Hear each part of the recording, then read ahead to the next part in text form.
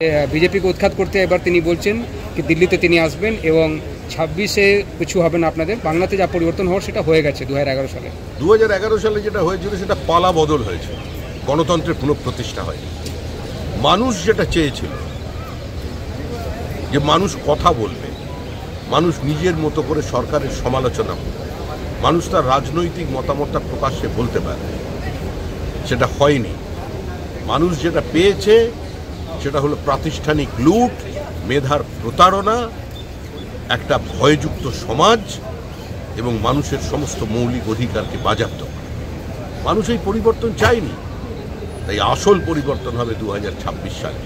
মুখ্যমন্ত্রী দীর্ঘজীবী হন, তিনি শতায়ু হন, কিন্তু তার জীবদ্দশায় তিনি কোনোদিন দিল্লির পরিবর্তন দেখে যেতে পারবেন না।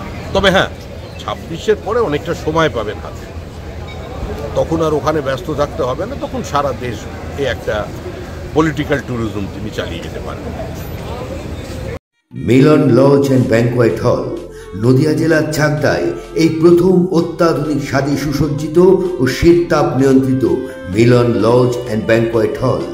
আপনার যে কোনো মাঙ্গলিক অনুষ্ঠানের জন্য আজই যোগাযোগ করুন। মিলন লজ অ্যান্ড ব্যাংকোয়েট হল, রঞ্জনপল্লী, চাকদাহ, নদিয়া। রিলায়েন্স ট্রেন্ডসের ঠিক ওপরে মিলন লজ অ্যান্ড ব্যাংকোয়েট হল। আমাদের যোগাযোগ number 7001262902। Milan lodge and banquet হল।